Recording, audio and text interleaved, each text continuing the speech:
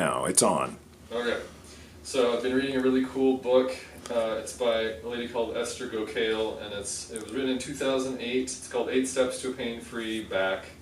And in it she says that back pain is the second leading cause of physician visits in the United States.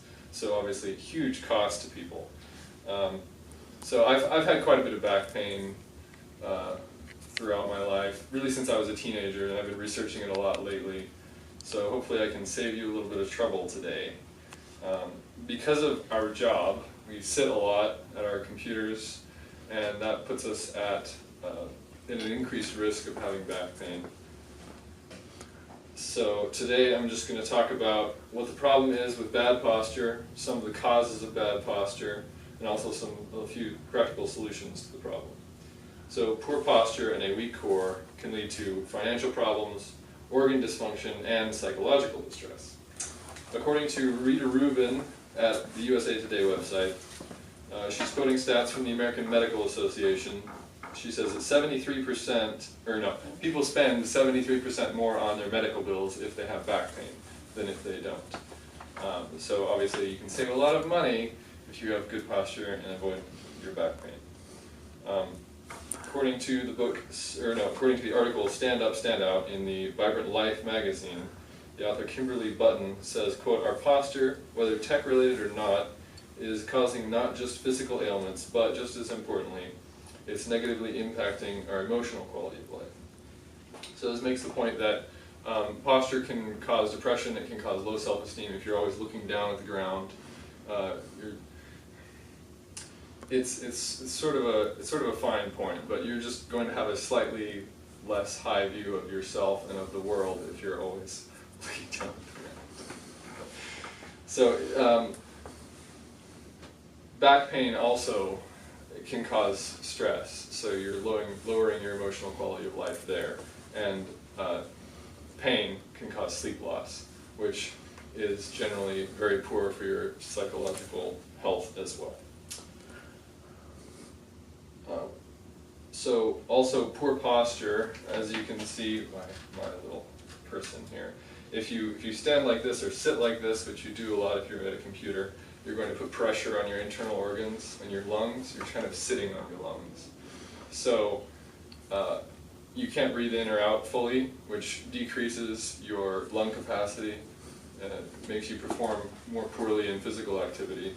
Also, it can put pressure on your abdomen and on your intestines, so it makes your digestion worse. So there are lots of health issues here. So what are some causes of poor posture? Well, just sitting in general is usually pretty bad.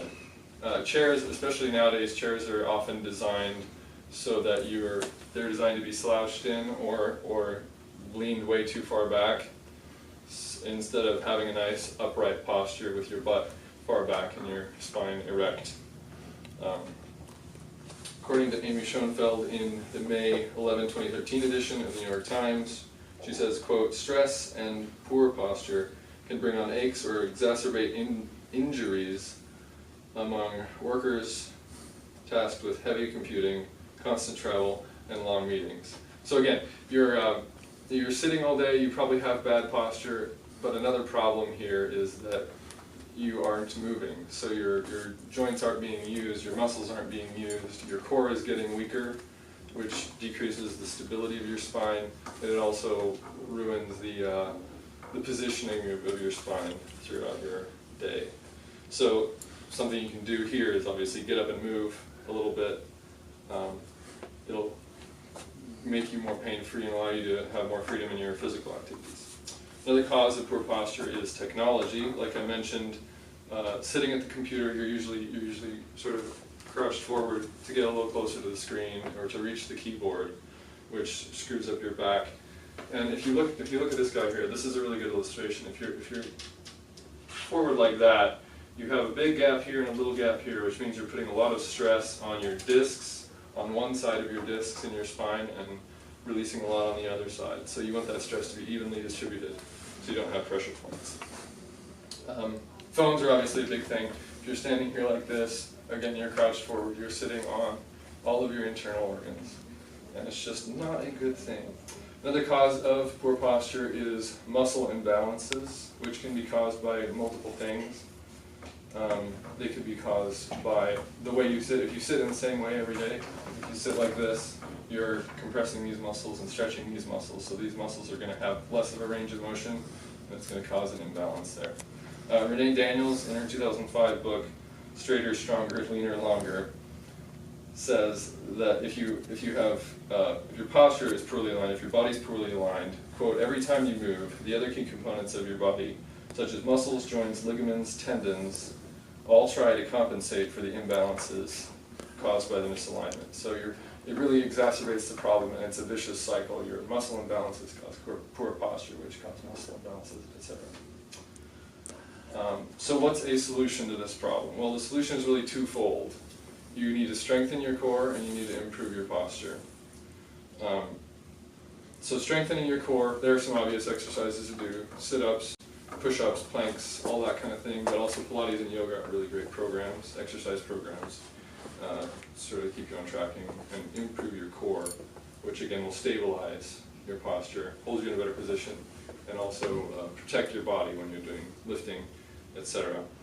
The woman I mentioned at the beginning of the speech, Esther Gokale, has a method of sitting and of standing that they're just sort of good guidelines to follow.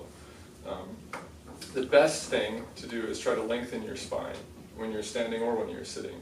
What this does again is if you try to get some space in here, then you'll even out the pressure on your discs and everything.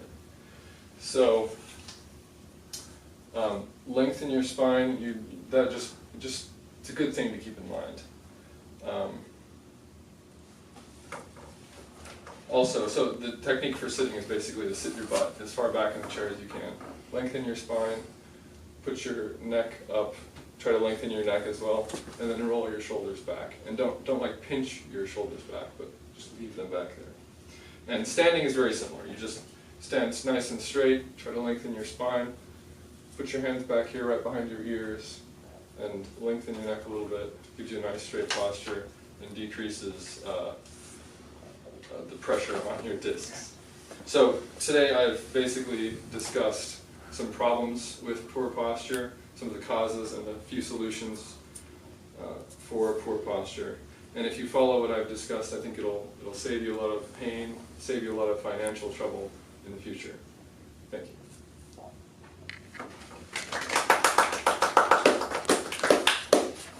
Okay, let's make this. I'm telling you.